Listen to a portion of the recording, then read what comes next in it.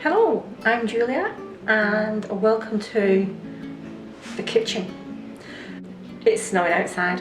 It's been snowing outside for 2 days, and for the 2 days before that it was absolutely torrentially raining, so clearly no gardening going on.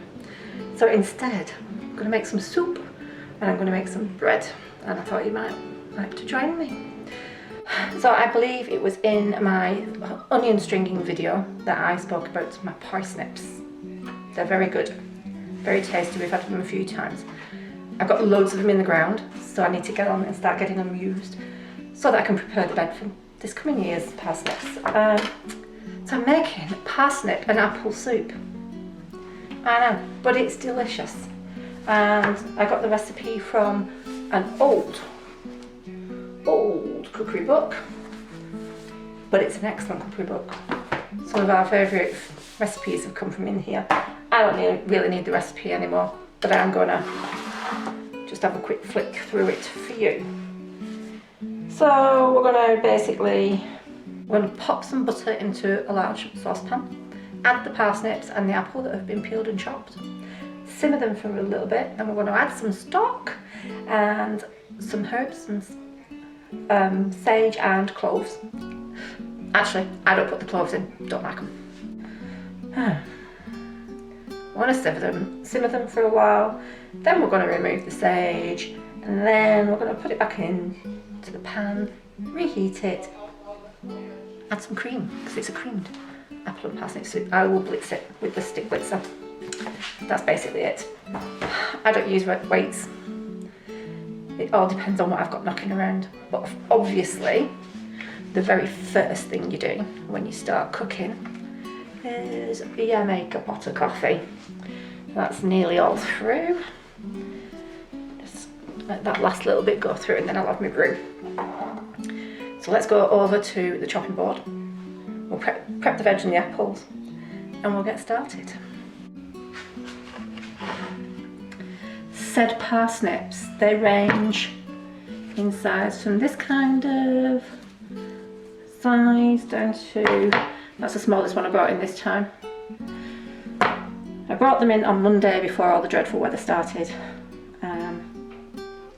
which was fortuitous really. Let's grab a knife and we'll grab a peeler. Actually, I think I probably need a bigger knife than that. Here we go. I'm just going to untail them and they won't get wasted because my host loves them.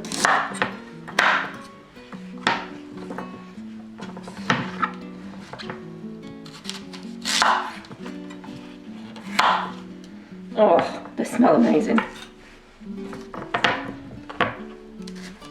I could, I suppose, tell you how many I've got here, couldn't I?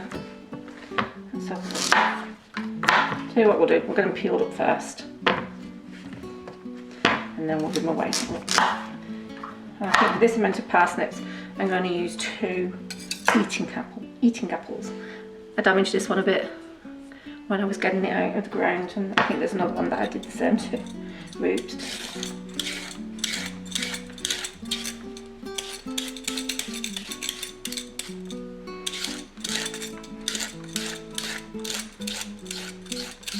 We'll just cut that bit out.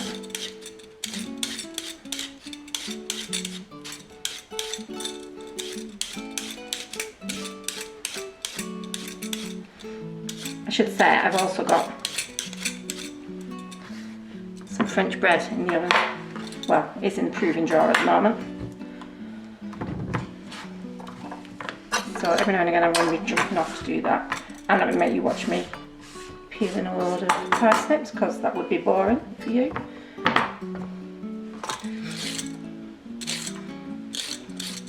Not a lot of people know that with these you can push as well as pull.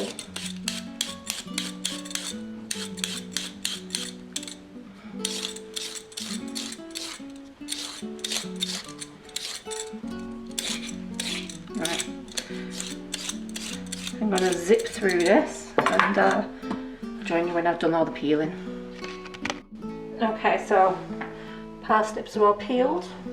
We'll find out how much we've got, shall we? Like I said, I don't use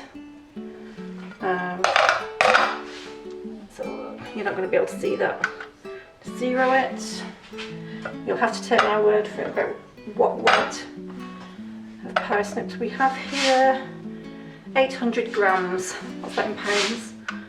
So that's £1, 12.2. Let's call it £1.12 of parsnips. So we've got £1 and 12 ounces of parsnips, and I'm using 2 eating apples, brow burns, lovely. And then I'm going to get them all chopped into chunks. And yay, the coffee's ready. Oh, delicious. Okay, so we need to make some stock. Okay, for this recipe I am just using bouillon. I'm sure you'll all recognise it. Boiling the kettle.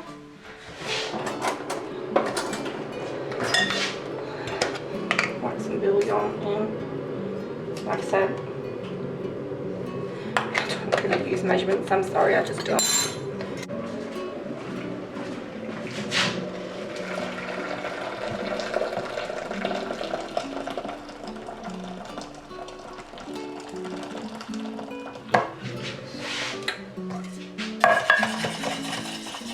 Smells yum.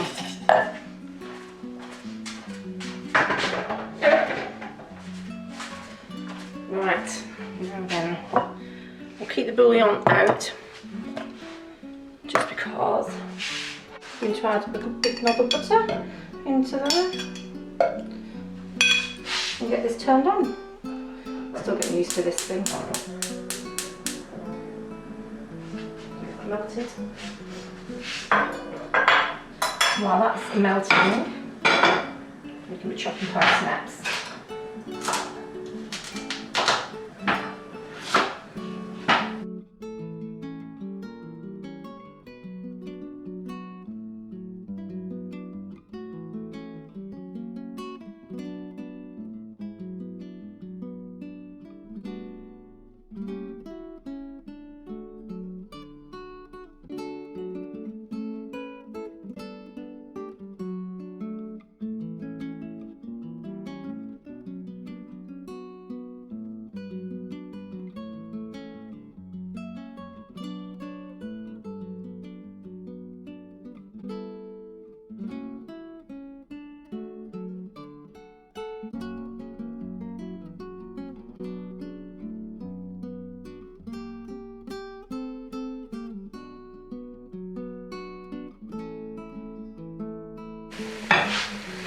Just making sure everything's nicely coated in the butter.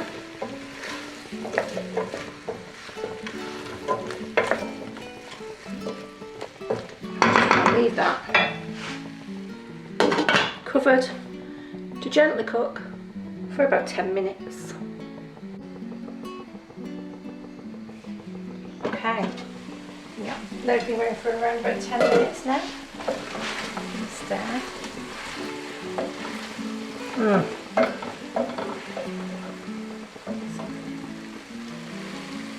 Sizzling away. Just on a very low heat. Okay. So we are now going to add stock. Approximately 2 pounds. A little more, a little less, don't worry about it.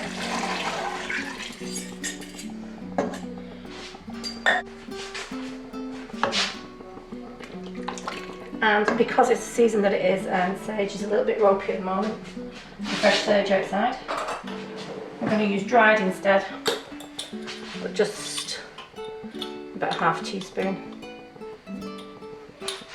As I said before, I'm not adding any cloves to it because that's my personal preference, but the recipe at this point calls for 4 cloves. So if you like, go ahead and add them. I don't. And you'll also notice that I haven't added any salt and pepper yet, and that's because I want them to cook first, and then I'll season to taste a little further along the line. Oh, It will need some pepper, might not need salt. Cover it. Right, so at this point we're going to bring it to the boil. I'm going to cover it, as you can see, cover it, and simmer it for about 30 minutes. we'll come back at that point. Okay, welcome back. So that's had about 30 minutes, 35. I'm just going to turn the heat off for a minute.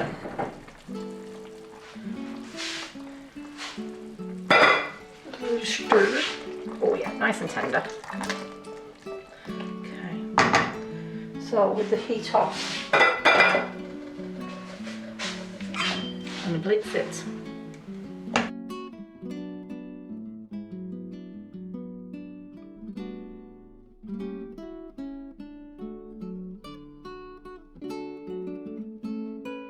Okie dokie.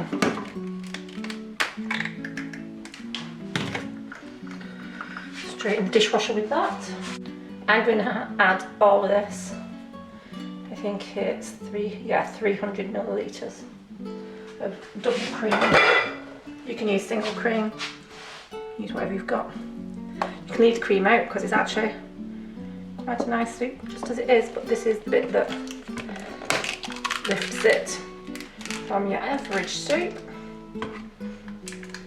to a proper soup. And I am doing this off the heat because I don't really want to cook the cream.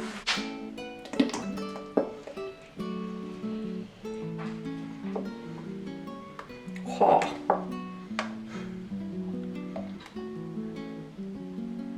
Okay.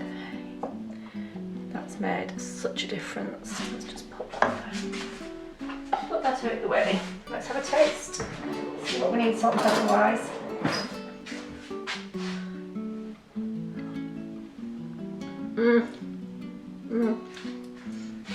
Don't think it needs salt.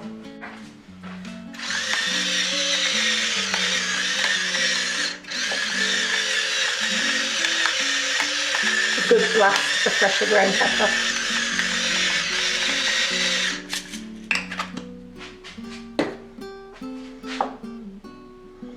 And now I'm just going to turn the heat back on because it's going to be so gentle.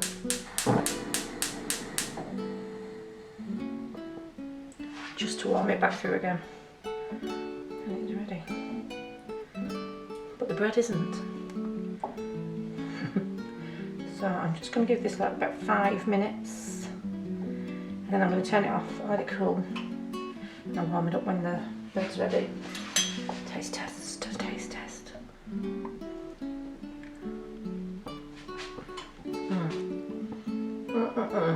Okay.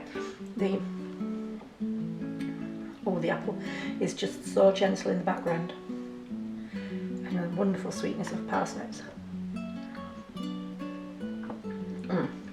Very, very good. Well, hello. I've not been filming myself doing the bread because it's a recipe I've never tried before. It's very long-winded, it's been complicated, but we're here. We've got the bread over here inside this cloth, which was floured.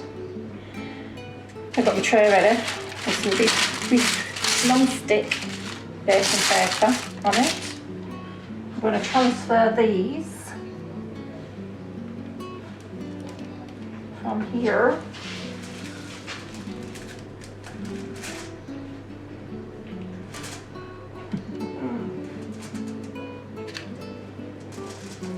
Easier said than done. Onto here.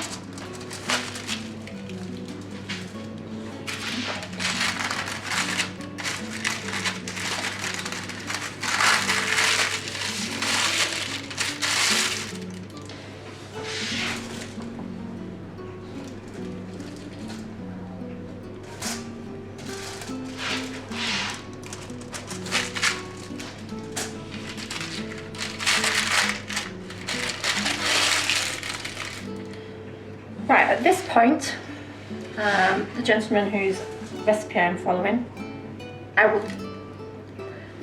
will link him down below. It says spray with water, but I actually haven't got a spray bottle. But normally you would spray these now at this stage, and it would make it easier for you to slash them. But this is a brand new knife, never been used for anything else, so he's very specific about how you flash, so I'm just going to go for it.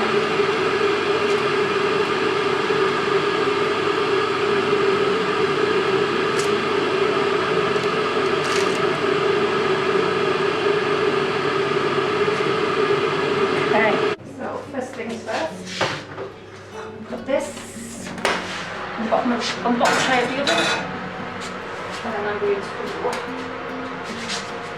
pour some boiling water into it. Wet that's in there. These are going to be more pure batter than anything else. 8 minutes. We'll be back.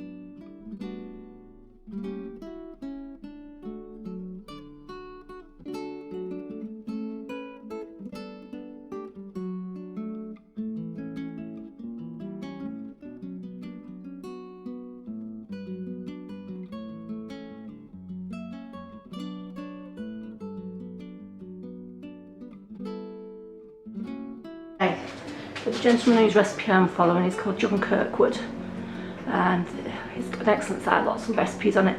One of the tips he does is he puts his bread back in the oven, commando he likes to call it. So I think we might do that, because I just think the bottoms could do with a little bit more cooking, but the tops don't really need any more. I might put them in upside down.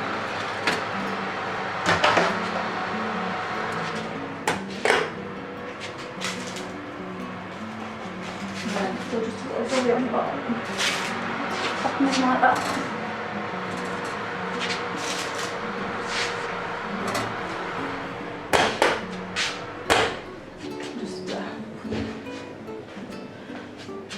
Just give them 5 minutes like that.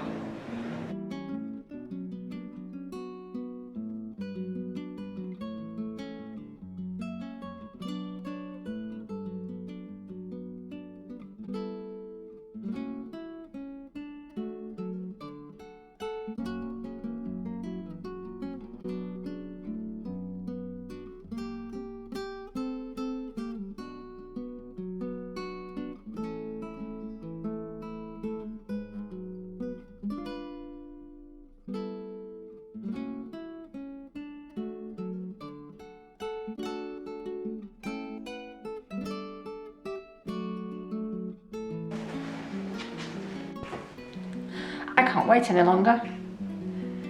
It's been about 10 minutes. It smells just done for me. Wish me luck. Cutting into bread on YouTube.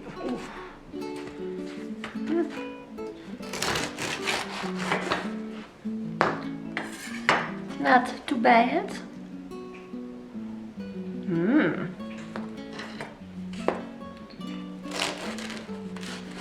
Sounds nice and crispy. Well, it is nice and crispy. Bit of butter. Bit of butter. Bit of butter.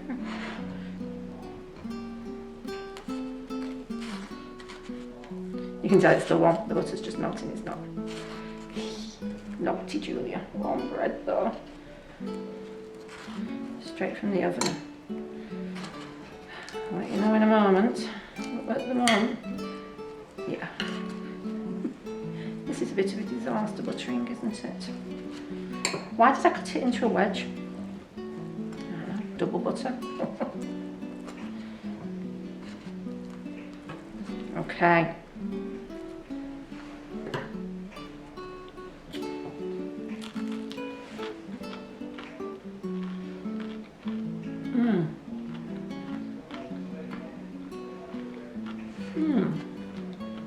Yeah, like I thought. I probably made the mix a little bit wet, but oh my goodness, that extra few minutes did all the work. It's got a nice crumb to it. Tastes excellent. Yum. That's delicious. I'm going to butter a piece and take it to Philip. And then he's not allowed to touch it until I get back from doing Cosmos. And we'll be having that with our delicious soup for tea tonight. Next time we will probably sow some more seeds, I think. There's quite a few things that you can be getting going now, but without doing too much. Probably some sweet peas and some peas. And I've got some other chilies I want to get going. So we'll probably do that. And we'll have a look at the seeds that I've already sown. Thank you for watching my baking experience. I wasn't really going to take you along the bread journey, and I know I've not taken you the whole way along the bread journey, but that's because it was a new recipe that I was trying for the first time. But when it looked like it was going okay, I thought, go on then, let's film it, because it'll go nicely with the soup. And that is the soup, main focus of today, obviously. Just to show you one of the recipes that I use to use up parsnips when you're wanting to get them out the ground and you've still got about 50 in there. Loads. I've got a lot of other things to make with parsnips. Thank you for watching. It's been my pleasure, as always. Hope you've enjoyed what you've seen, and I very much hope I will see you again next time. Bye bye for now.